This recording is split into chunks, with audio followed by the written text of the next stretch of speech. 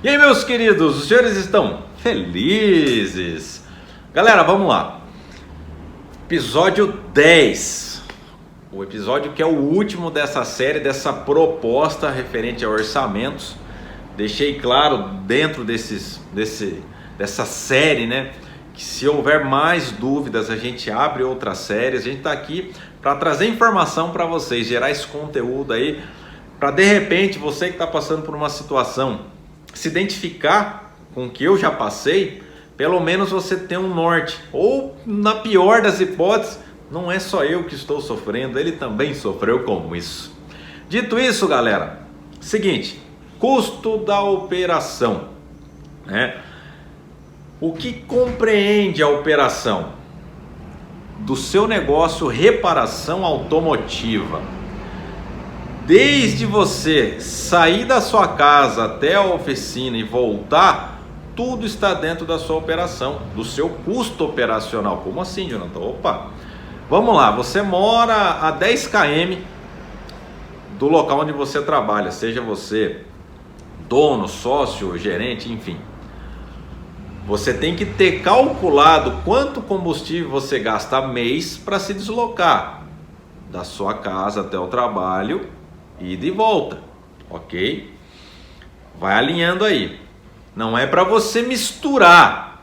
Eu gasto 3 mil de combustível mês.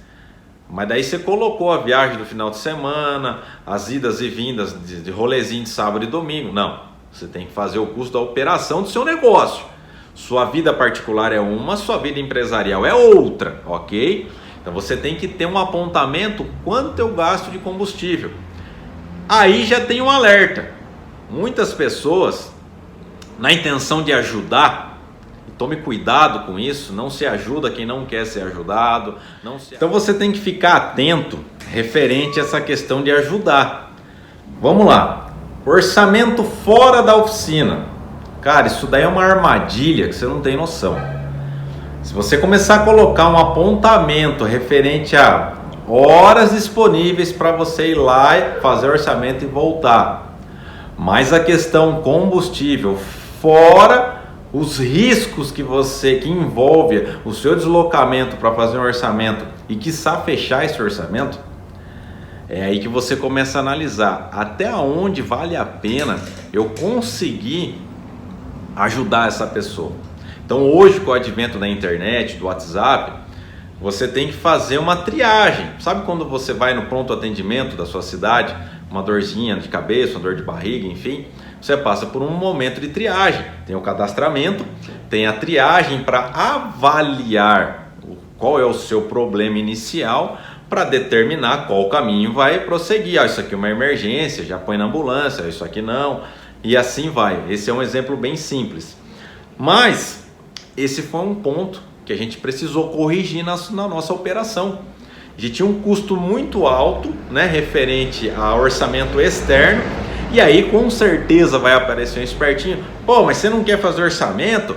Então, aqui não é ONG, creio que aí também não seja, ninguém trabalha de graça. E é muito chato para você, empreendedor, empresário. Você vai fazer um orçamento nesse ramo de atuação que a gente trabalha, que o leilão é para baixo, né? Vou dar um exemplo que aconteceu recentemente. O rapaz veio, queria fazer esse serviço aqui, fulano deu preço de 8 mil, o ciclano deu preço de 4 mil, se você fizer por 2 eu deixo com você.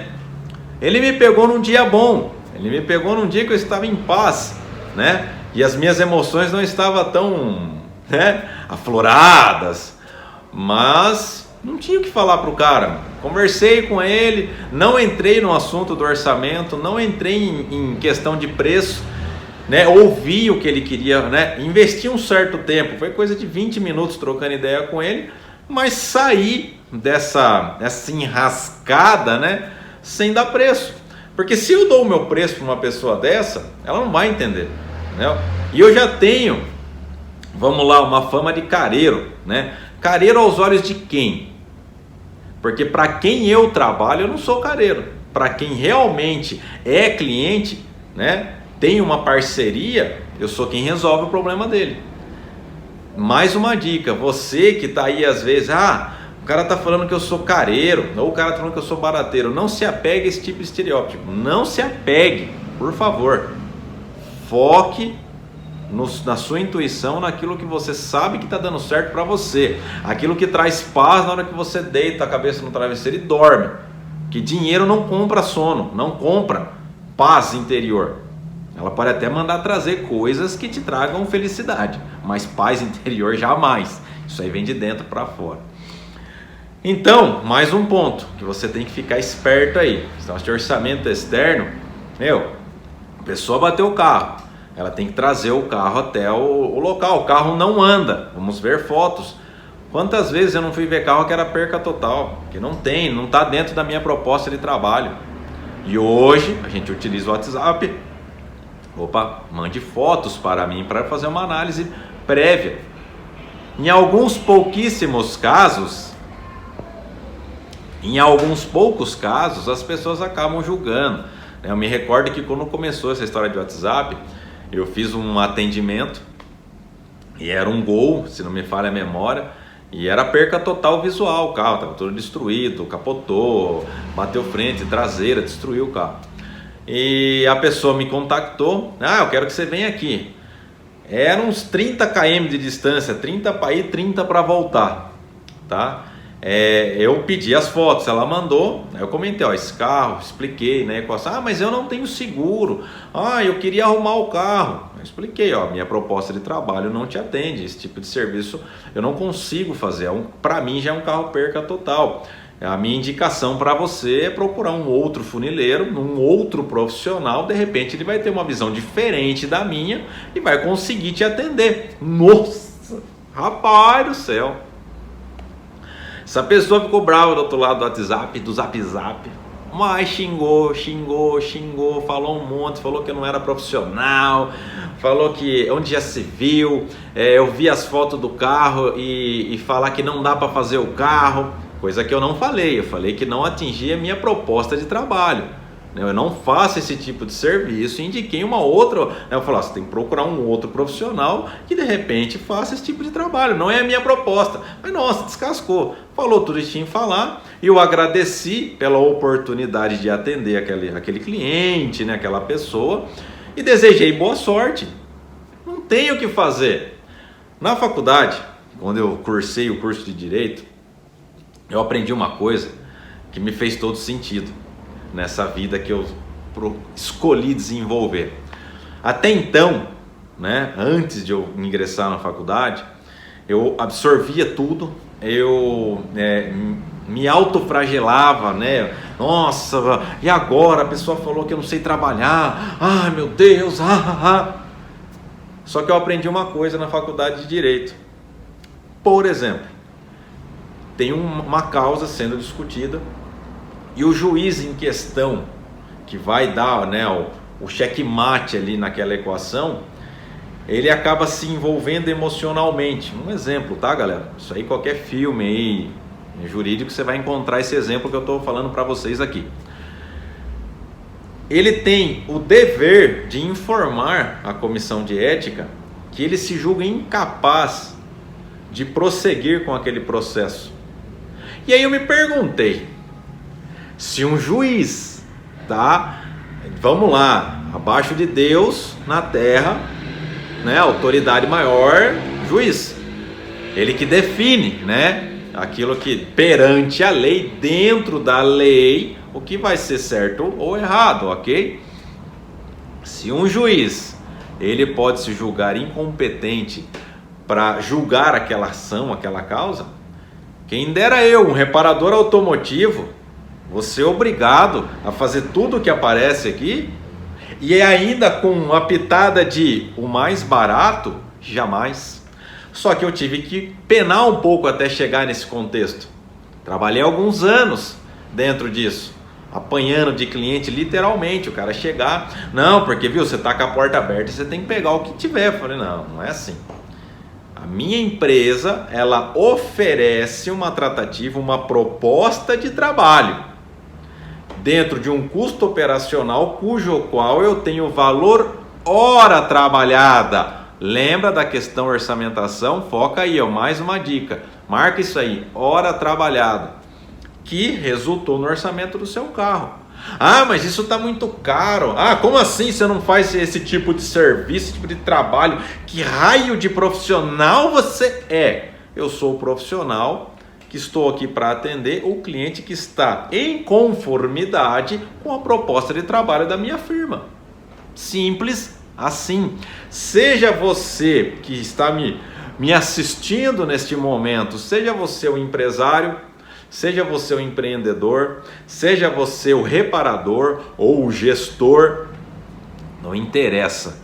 Quando você está diante de um cliente defendendo a sua firma, você precisa lembrar das equações que norteiam a atividade laboral da sua firma.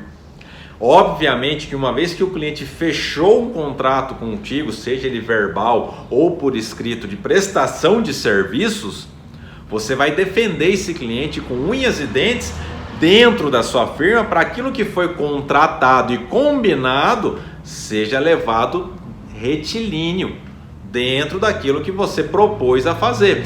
E se porventura, por caso fortuito ou força maior que te impossibilite ir de encontro com aquilo que foi contratado outrora, você tem que anunciar ao cliente e tentar diminuir todos os problemas relacionados a esse caso fortuito ou força maior. Seja ele num prazo de entrega, seja ele num erro. Bora lá, mais uma. Erro no orçamento. Se você errou a orçamentação, você pode até tentar persuadir o cliente, mas isso é muito feio, muito chato. Que raio de profissional você é? Você não é pago para errar, você é pago para acertar, para fazer as coisas certas. Mas vamos lá que de repente você errou. Isso aconteceu e acontece ainda comigo. Eu venho de uma educação, eu venho de uma base que é assim, você errou, você arca com o prejuízo e resolve. Mas tem gente que acaba que não querendo fazer isso. Então você pode sim entrar em contato com o cliente e persuadi-lo a mudar o orçamento. Dentro da lei está fora. Você não pode fazer isso. Se o cara for no PROCON, aí, no direito do consumidor, ele é ganho de causa. Mas você pode tentar conversar. Isso não significa que não há possibilidade de orçamento complementar, desde que você deixe previamente descrito. Esse que é o lance. Você tem que ficar esperto nisso daí. Bom, você está montando um orçamento particular. Não vamos falar em seguradora, porque seguradora já traz consigo orçamento inicial e complementar. Ok? Então é uma outra tratativa. Falando em orçamento particular.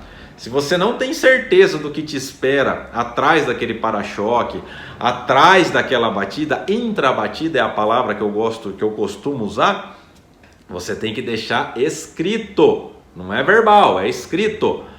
Orçamento inicial em valor tal de mão de obra, tal peças orçadas inicialmente.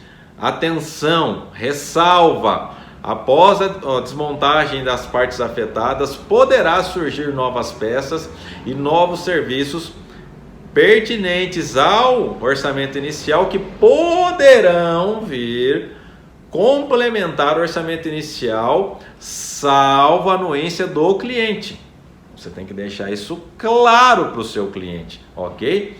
Mas, às vezes, isso acaba aqui passando. Chega um cliente ali, o cliente rapidão. Quanto quer fazer isso aqui? Eu estou com pressa, estou meio sem horário. De coração, esse tipo de cliente nem vira atender, cara. Porque se o cara já está com pressa para fazer o orçamento, nesse contexto que eu estou falando, ele vai dar dor de cabeça para você, cara. Esse tipo de cliente você tem que tomar muito cuidado. Você tem que atender, obviamente, você está pronto a atender, mas você tem que ter uma cautela, saber acalmar o cara, para você conseguir trabalhar. Mas tem que tomar cuidado. Então vamos lá, questão custo operacional. Então você vai atrelar os custos com o transporte, você vai somar custos com o estabelecimento, a locação. Ah, mas o barracão é meu. Inteligente, você pagava aluguel para os outros. Agora só porque o barracão é seu, você não vai pagar para você? Ah, mas eu pagava 1.000 de aluguel. Vou pagar 1.000 de aluguel para mim? Eu pagaria, na boa. Eu pagava para os outros, não vou pagar para mim? Isso aí se torna investimento a longo prazo. Mas vamos lá. Não quero pagar 1.000 de aluguel para mim. Pague 500, 250 que seja. vai montando um fundo reserva, vai montando um caixa de emergência. Poxa vida, galera, umas coisas que não dá para compreender, mas vamos lá. Então, custo com transporte, custos com a locação do barracão, né, do edifício, custos com energia, telecomunicações, né, internet, né, impostos, honorários e assim por diante. Quantas e quantas oficinas a gente não vê fechar porque não cumpriu com as obrigações aí impostas, como imposto sobre nota fiscal, imposto sobre contratação de pessoal, né? Quantas e quantas empresas a gente não vê fechar porque não fez o registro da forma coerente. O cara trabalhou 6, trabalhou 10 anos, na hora de mandar embora não tinha como pagar o cidadão. Tudo isso daí é custo da operação e muitos dos senhores não fazem, porque eu também não fazia essa conta. E aí fica difícil de alinhar. Meus queridos, dito isso, tem também o custo com insumos, a matéria-prima que você vai utilizar no carro, ou seja, primer, massa, tinta, fita crepe, papel e assim por diante. Desde a hora que o carro entra na oficina até a hora que ele está pronto, tem insumos, tem matéria-prima sendo utilizada. E você precisa tomar esse cuidado e colocar tudo na ponta do lápis. Para quando você ouvir essa pergunta novamente, qual é o custo da sua operação? Você saber responder. Dito isso, você também tem que somar sabiamente com o pé no chão, você que é empreendedor, empresário do ramo, quanto você quer ganhar dentro do mês trabalhado. Vou falar de novo, com o pé no chão. Já falei, esse é um ramo que a longo prazo você consegue ter uma vida legal. Mas a curto prazo não dá para sair andando de Maserati, de Porsche. Cara, na boa, meu. Eu não vi isso acontecer ainda, tá? De forma justa, de forma equilibrada. Não vi, tá? Então, de repente, se você tem esse resultado, parabéns. Bacana. Segue o barco. Eu tô falando aqui de coisas normais, de coisas assim que é o dia a dia mesmo, tá? Eu não tô aqui para vender sonho para as pessoas. Tô aqui para vender realidade. Essa é a ideia, ok? Então você precisa alinhar. Pô, você tem uma empresa que faz 30 carros mês e quer ganhar 30 pau por mês? Não existe isso, cara. Não existe isso. Não tem como, não cabe.